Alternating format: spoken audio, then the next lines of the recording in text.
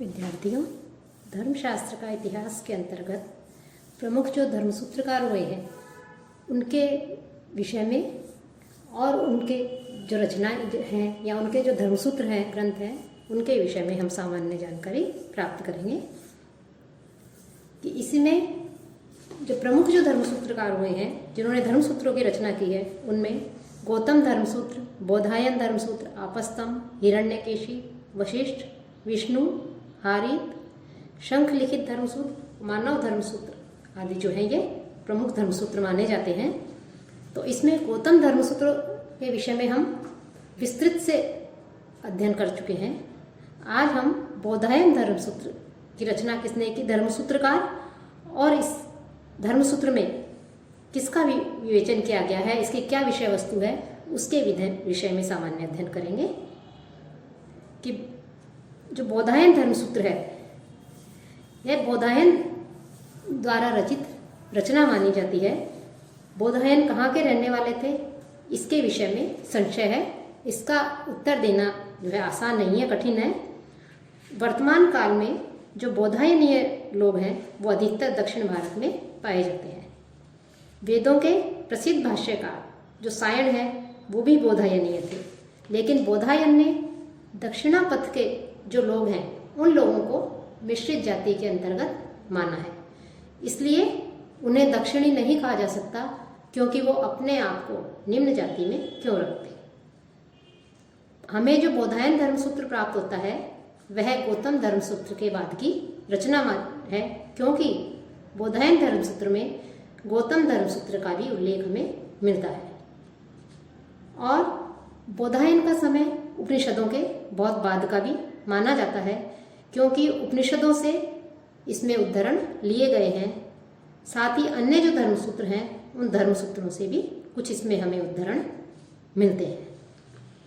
अब जो बोधायन धर्मसूत्र है, इस धर्मसूत्र में जो बोधायन है उन्होंने गणेश विषयक कई उनकी उपाधियों की भी चर्चा की गई है, विष्णु के विषय में वर्णन किया गया है। और बोधायन धर्मसूत्र के भाष्यकार भी माने जाते हैं गोविंद स्वामी, जिनकी टीका भी अत्यधिक प्रसिद्ध है और तथ्यों से परिपूर्ण है। जहाँ तक विषय वस्तु की बात है कि बोधायन स्वयं तो एक प्रमाण माने गए हैं, और बोधायन ने अपने पूर्वजों का, जिनका नाम कर्ण बोधायन था, कई बार उद्धृत किया है। और इसकी जो विषय वस्तु है इसमें मुख्य रूप से जो है वो 4 प्रश्न के अंदर ये विभक्त माना जाता है। चौथा जो प्रश्न है उस चौथे प्रश्न को शेपक के रूप में गृहीत किया जाता है कि वो शेपक है। इसके 8 अध्यायों के अधिकतर अंश जो है वो पद्य में है। इसके चौथा जो प्रश्न है इसकी शैली में भी विभिन्नता पाई जाती है। साथ ही साथ इस धर्मसूत्र में बहुत सी बातें जो है वो बार बार उद्धृत होती हैं, हमें दिखाई देती हैं। तीसरे प्रश्न का 10वां अध्याय गौतम धर्मसूत्र से लिया गया है, और छठा अध्याय विष्णु धर्मसूत्र का जो 48 अध्याय है, 48वें अध्याय में जो भाषा संबंधी विवेचन है वो इसमें मिलता है। इसमें जो प्रश्न माने हैं उसमें प्रथम प्रश्न के अंतर्गत धर्म के उपादान और शिष्ट कौन है, परिषद, उत्तर और दक्षिण भारत के विभिन्न जो आचार व्यवहार हैं उनके विषय में, साथ ही शिष्टों एवं मिश्रित जातियों के स्थान के विषय में, और मिश्रित जातियों में जो यदि कोई व्यक्ति चला जाता है तो उसके जाने के कारण जो प्रायश्चित है उसका भी वर्णन हमें इसमें मिलता है। इस प्रश्न के ही दूसरे भाग में हमें उपनयन, मेखला आदि प्रत्येक जाति के लिए जो चर्म आदि दंड, ब्रह्मचारी के कर्तव्य, ब्रह्मचर्य, प्रशंसा, इसका वर्णन है। साथ ही अध्ययन की समाप्ति के उपरांत स्नातक के क्या कर्तव्य हैं, अविवाहित स्नातक के कर्तव्य, इसका भी इसमें वर्णन है।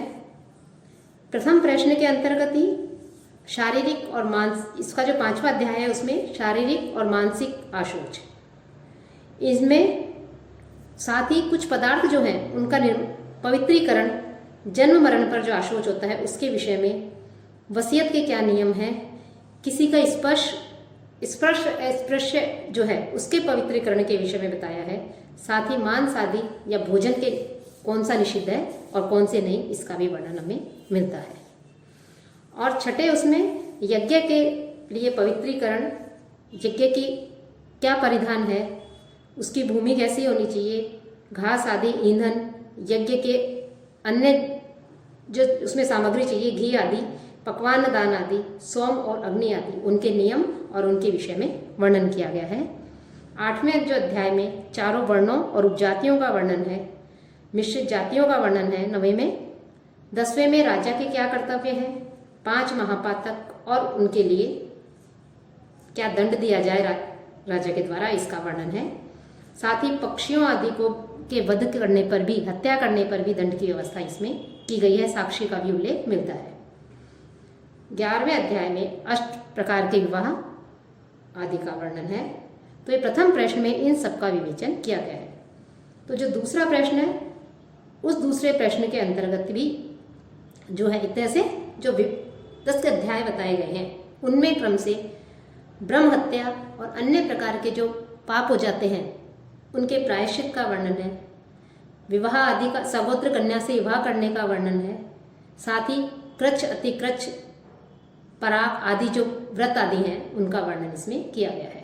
दूसरे में वसीयत का किस प्रकार से विभाजन किया जाए, ज्येष्ठ पुत्र का कितना भाग होना चाहिए, औरस पुत्र के स्थान पर अन्य जो व्यक्ति हैं उनको किस प्रकार से वसीयत में उनका जो है हिस्सा हो, और वसीयत से किस प्रकार से निषेध, और जो व्यभिचार आदि है उस व्यभिचार के कारण जो प्रायश्चित किस प्रकार से वो पवित्र हो, तो प्रायश्चित का भी इसमें वर्णन किया गया है व्यभिचार किए जाने पर।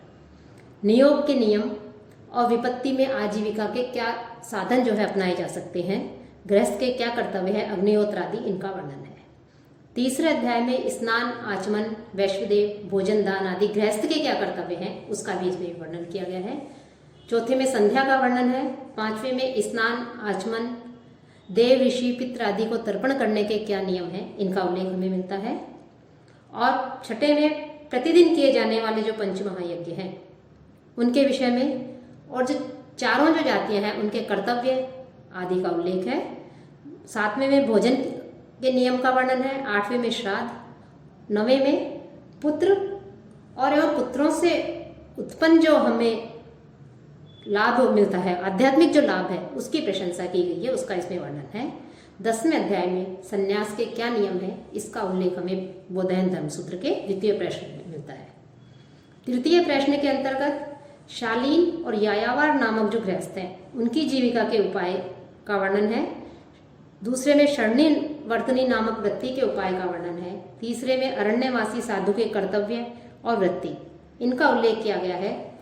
चौथे अध्याय में ब्रह्मचारी एवं गृहस्थ के नियमों जो है उनमें यदि बीच कोई विरोध की स्थिति उत्पन्न हो जाए तो किस प्रकार से जो है, अर्थात उनका पालन नहीं करने पर, ये ब्रह्मचारी के जो नियम हैं, गृहस्थ के जो नियम हैं, उनका यदि पालन नहीं किया जाए तो किस प्रकार से प्रायश्चित करना चाहिए, इसका वर्णन है। 5वें में अघमर्षण की पद्धति का वर्णन है। 6ठे में प्रसृत यावक का जो क्रिया संस्कार है उसका। 7वें में कूष्मांड नामक जो होम होता है उसका वर्णन है। 8वें में चांद्रायण व्रत का। 9वें में बिना कुछ खाए हुए वेदोच्चारण है उसका विवेचन किया गया है। 10वें में पापों के विनाश के लिए पवित्रीकरण और अन्य जो पदार्थ है उनके पवित्र करने के निर्मलीकरण के भी सिद्धांत का इसमें वर्णन मिलता है। अब जो चौथा प्रश्न है, उस चौथे प्रश्न में वर्जित भोजन खा लेने पर या वर्जित पेय पी लेने पर किस प्रकार से प्रायश्चित है, कौन सा प्रायश्चित करना चाहिए, इसका वर्णन है। चौथे प्रश्न के ही दूसरे अध्याय में कुछ पापों के से छूटने के लिए प्राणायाम और अघमर्षण का वर्णन है। तीसरे में गुप्त प्रायश्चित। चौथे में प्रायश्चित स्वरूप कुछ वैदिक मंत्र हैं उनका उल्लेख है। 5वें अध्याय में जप, होम, इष्टि और यंत्र आदि के द्वारा सिद्धि किस प्रकार से प्राप्त की जाए, ये प्राप्त करने के साधन बताए हैं। साथ ही कृच्छ, अतिकृच्छ, शांतपन, पराग, चांद्रायण नामक व्रत का इसमें वर्णन है। चौथे प्रश्न के ही छठे अध्याय में पवित्र जो मूल मंत्र हैं उनका और इष्टियों के जप का वर्णन है। 7वें में यंत्र की प्रशंसा और होम में प्रयुक्त जो कतिपय वैदिक मंत्र है उनका उल्लेख है। 8वां जो अध्याय है उसमें जो लोभवश सिद्धि के साधनों में लिप्त जो लोग हैं उनकी जो है आलोचना, उनकी भर्त्सना की गई है और कुछ विशिष्ट स्थितियों में किसी अन्य व्यक्ति के द्वारा उन पदार्थों को ग्रहण करने की जो है वहाँ पर आज्ञा दी गई है। तो इस प्रकार से जो बोधायन धर्मसूत्र है, यह गौतम धर्मसूत्र 3 प्रश्नों में विभक्त है, यह 4 प्रश्नों में विभक्त है, लेकिन चौथा प्रश्न संभवतः यह माना जाता है कि क्षेपक है, क्योंकि इसकी शैली में भी विभिन्नता है। अध्यायों के भी अधिकांश जो इसके अंश हैं वो पद्य में हैं। तो इस प्रकार से ये बोधायन धर्मसूत्र जो है यह भी महत्वपूर्ण ग्रंथ माना जाता है और बोधायन कृष्ण यजुर्वेद के आचार्य माने जाते हैं। पूर्ण रूप में तो ये बोधायन धर्मसूत्र जो ग्रंथ है यह हमें आज भी जो है उपलब्ध नहीं हो सका है और बोधायन जो है वो स्वयं भी एक प्रमाण के रूप में यहाँ पर स्वीकृत किए गए हैं।